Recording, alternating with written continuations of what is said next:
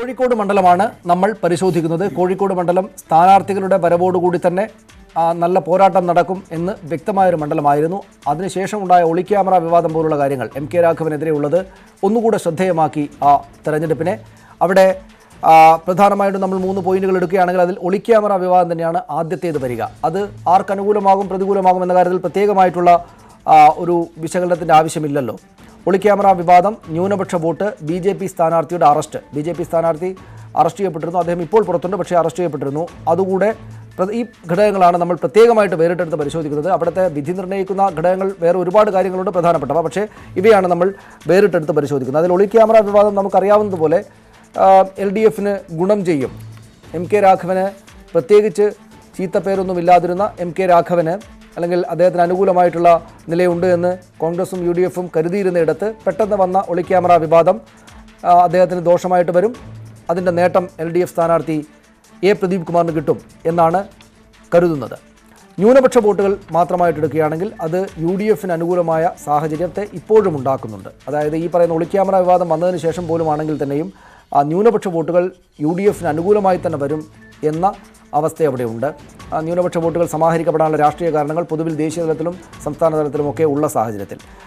മൂന്നാമത്തേത് BJP സ്ഥാനാർത്ഥിയുടെ arrest. അതവിടെ ഒരു ഘടകമാണ്. BJP സ്ഥാനാർത്ഥി മറ്റു 2 പേർക്കുമൊപ്പം വോട്ട് സമാഹരിക്കാനുള്ള പ്രചാരണ പരിപാടികളിൽ ഏർപ്പെട്ടുകൊണ്ടിരിക്കുന്നതിനിടയിലാണ് ശബരിമല വിഷയത്തിൽ അദ്ദേഹത്തിന് ജയിലിൽ പോകേണ്ടി വന്നത്. അത് NDAക്ക് ഗുണം ചെയ്യും സ്വാഭാവികമായിട്ടും. പക്ഷേ NDA ആ ഗുണം അതുവഴി നേടിയിട്ട് കൂടുതൽ വോട്ട് സമാഹരിക്കുകയാണെങ്കിൽ അതിൻ്റെ നേട്ടം LDFനാണ് ഉണ്ടാവുക, UDFനല്ല എന്ന കാര്യം കൂടെ നമ്മുടെ മുന്നിലുണ്ട്. രാജീവ്, അവിടുത്തെ രാജീവിലേക്ക് വരാം. ശ്രീലാലിബ്, ഒളിക്യാമറ വിവാദം അത് MK രാഘവനെ വല്ലാത്ത തോതിൽ തകർത്തിട്ടുണ്ടാകുമോ, ബുദ്ധിമുട്ടിക്കുന്നുണ്ടാകുമോ? MK രാഘവനെ വ്യക്തിപരമായി തന്നെ തകർത്ത ഒരു വിഷയമായിരുന്നു അത്. അതിനെ എങ്ങനെ മറികടക്കണമെന്ന് ആദ്യഘട്ടത്തിൽ MK രാഘവൻ യാതൊരു ഒരു അങ്ങനെ കൈകാര്യം ചെയ്യാൻ അറിയാത്ത രീതിയിലേക്ക് എത്തിപ്പോയി MK രാഘവൻ. അത്രയ്ക്ക് പിന്നോട്ട് പോയി MK രാഘവൻ ഈ വിഷയത്തിൽ നിന്നുള്ള സംശയമില്ല. പക്ഷേ MK രാഘവൻ ഇപ്പോൾ പറയാൻ ശ്രമിക്കുന്നതും ചോദിക്കാൻ ശ്രമിക്കുന്നതുമായി എന്തുകൊണ്ട് ദേശീയ തലത്തിൽ നിന്ന് ഒരു മാധ്യമ ഇവിടെ വന്ന് ഇങ്ങനെ ഒരു ഒളിക്യാമറ ഒരു സാധനം ചെയ്തു എന്നുള്ളത്, അങ്ങനെയുള്ള ചില ദുർബലമായ പ്രതികരണങ്ങൾ കൊണ്ട്, ദുർബലമായ നിലപാടുകൾ കൊണ്ട് ഇതിനെ മറികടക്കാനുള്ള ശ്രമം MK രാഘവൻ നടത്തുന്നു. പക്ഷേ അത് അദ്ദേഹം അങ്ങനെ ടെലിവിഷനിൽ വന്ന് കരഞ്ഞതുകൊണ്ട് ഒന്നും മാറിപ്പോകുന്ന ഒരു ഘടകമല്ല. അത് വളരെ നല്ല ഒരു പ്രകടനത്തിലേക്ക് മുന്നോട്ട് പോകുമ്പോഴാണ് ഇങ്ങനെ ഒരു സാഹചര്യം ഉണ്ടാകുന്നതും. അത് വ്യക്തിപരമായി MK രാഘവൻ്റെ പ്രതിച്ഛായയ്ക്കും അങ്ങനെ ഏൽപ്പിച്ചിട്ടുണ്ടെന്ന കാര്യം സംശയമില്ല. അത് ഈ തെരഞ്ഞെടുപ്പിനെ സ്വാധീനിക്കുമെന്ന് തന്നെയാണ്. ശ്രീ NJ നായർ, അതൊരു സഹതാപ തരംഗത്തിന് കാരണമാകുമോ? അതായത് ഇദ്ദേഹത്തെ പോലെ വളരെ സാധുവായിട്ടുള്ള ഒരാളെ, അതുവരെ അങ്ങനെ ചിത്രീകരിക്കപ്പെട്ടിരുന്ന ഒരാളെ ഈ ക്യാമറക്കാർ വന്ന് ബുദ്ധിമുട്ടിച്ച് കളഞ്ഞല്ലോ, പറ്റിച്ചു കളഞ്ഞല്ലോ എന്നൊരു സങ്കടം ഈ കരച്ചിലൊക്കെ വന്നതുകൊണ്ട് അങ്ങനെ ഒരു സഹതാപ വോട്ടുകൾ കൂടെ ഉണ്ടാകാൻ ഇടയുണ്ടോ? അല്ല, ഒരു പൊതുപ്രവർത്തകനെ സംബന്ധിച്ച് ഏറ്റവും ആവശ്യം വേണ്ടിയത് എന്താണ്? തൻ്റെ ഇടപാടുകളിൽ ഉണ്ടാകുന്ന ഒരു കോഷനാണ്. അപ്പോൾ ഇത്തരത്തിൽ ആരെങ്കിലും പറഞ്ഞാൽ വളരെ വൾണറബിളായിട്ടൊരു വ്യക്തിയാണോ ഒരു പൊതുപ്രവർത്തകനാകേണ്ടത്? പിന്നെ ഇതിൻ്റെ കോൺസ്പിറസി ആംഗിൾ, ഈ കോൺസ്പിറസി ആംഗിൾ ആരാണ് കൺസ്പയർ ചെയ്തത്? അവിടുത്തെ CPIM നേതൃത്വം അദ്ദേഹത്തെ ചലഞ്ച് ചെയ്തു, അവർ കംപ്ലയിൻറ്റ് കൊടുത്തു. ഇതിനൊന്നും ഫലപ്രദമായി ഒരു എതിർപ്പും പറയാൻ കഴിഞ്ഞില്ല, ആ വാദങ്ങളെ നേരിടാൻ കഴിഞ്ഞിട്ടില്ല.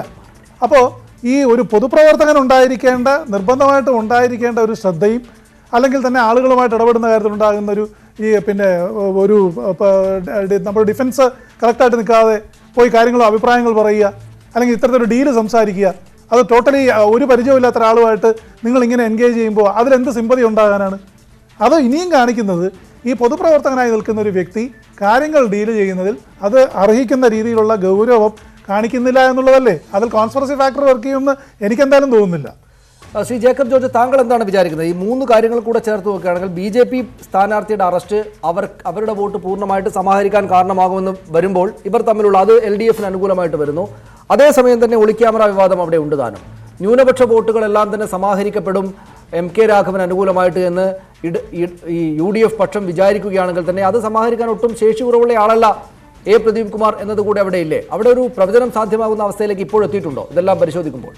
MK രാഘവന് ആ മണ്ഡലത്തിൽ വളരെ ജനപ്രീതി ആർജിച്ച നേതാവാണ്, യാതൊരു ജനങ്ങൾ ഇഷ്ടപ്പെടുന്ന നേതാവാണ്. പക്ഷേ അദ്ദേഹത്തിന് പറ്റിയ വീഴ്ച, ഒരിക്കലും പൊറുക്കാനാവാത്ത വീഴ്ചയാണ് MK രാഘവന് പറ്റിയത്, യാതൊരു സംശയവുമില്ല. അത് ജനങ്ങൾ പൊറുക്കത്തുമില്ല. നേരത്തെ NJ ചൂണ്ടിക്കാണിച്ചതുപോലെ അദ്ദേഹത്തെ പോലെ പക്വതയുള്ള ആൾ, അദ്ദേഹത്തെ പോലെ മുതിർന്ന ആൾ, ഇങ്ങനെയൊക്കെ ഒരു അമ്മിളി അമളി പറ്റാമോ അദ്ദേഹത്തിന്? ആ ഒരു ചോദ്യമുണ്ട്. പക്ഷെ അതുകൊണ്ട് കോൺഗ്രസ്സുകാരും മറിച്ച് വോട്ട് ചെയ്യത്തില്ല.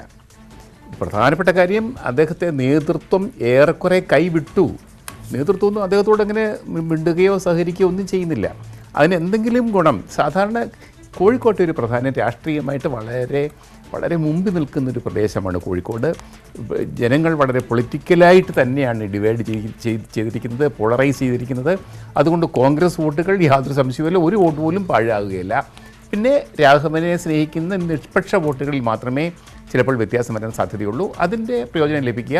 ഈ പ്രദീപ് കുമാർ അതേപോലെ തന്നെ രാഘവനെ പോലെ തന്നെ മികവുള്ള സ്ഥാനാർത്ഥിയാണ്. കേരളത്തിലെ ഇതുപോലെ ഏറ്റവും നല്ല 2 സ്ഥാനാർത്ഥികൾ മുഖത്തോട് മുഖം മത്സരിക്കുന്ന ഒരു മണ്ഡലമാണ് കോഴിക്കോട്. ഒരാളെ മാറ്റി നിർത്താൻ വയ്യാത്തൊരവസ്ഥയാണ്. പ്രദീപ് കുമാർ നല്ല മികവിൻ്റെ ആളാണ്. അതുകൊണ്ട് തന്നെ മത്സരത്തിന് ചൂടുണ്ട്.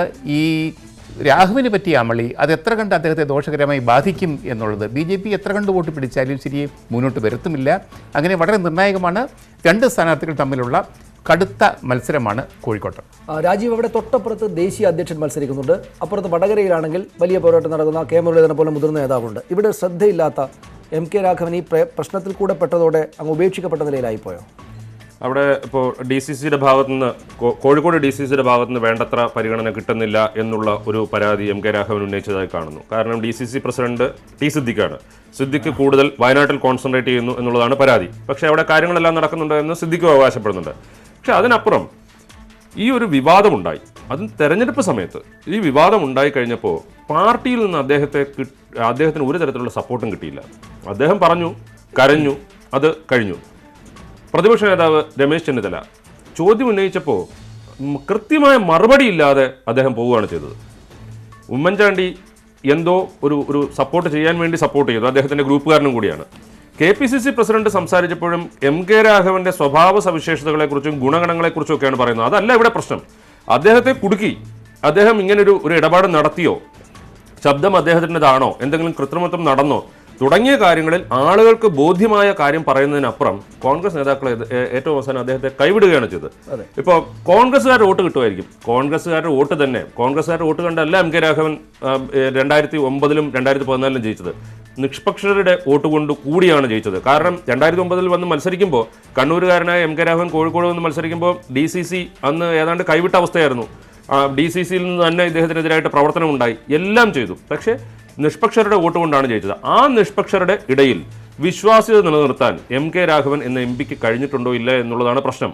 ഇത്തരമൊരു വിവാദമുണ്ടായി എന്നിട്ട് അതിന് കൺവിൻസിംഗ് ആയിട്ടുള്ള മറുപടി കൊടുക്കാൻ പോലും MK രാഘവനും പാർട്ടിക്കും കഴിഞ്ഞില്ല. പാർട്ടി കഴിഞ്ഞില്ലെന്ന് മാത്രമല്ല MK രാഘവന് കഴിഞ്ഞില്ല. ഈ MK രാഘവനെ സ്നേഹിക്കുന്ന MK രാഘവൻ ഒപ്പം നിൽക്കുന്ന രാജീവ് പറഞ്ഞ പോയിന്റിൽ നിഷ്പക്ഷരായ MK രാഘവൻ ഒപ്പം നിൽക്കുന്ന ആൾക്കാരോട് എന്താണ് സംഭവിച്ചതെന്ന് പറയാൻ MK രാഘവനെതിരെ കഴിഞ്ഞിട്ടില്ല എന്നാണ്. അത് ഈ പറയുന്ന CPM ആണ് പിന്നുള്ളത് വിശ്വസിക്കാനും ദേശീയ തലത്തിൽ വന്നതായിരുന്നു എന്ന് മാത്രമല്ല 16,883 എന്നതാണ് കഴിഞ്ഞ തവണത്തെ ഭൂരിപക്ഷം എന്നത് കാണണം. 16,883 വോട്ടുകളുടെ ഭൂരിപക്ഷം മാത്രമേ MK രാഘവനുള്ളൂ.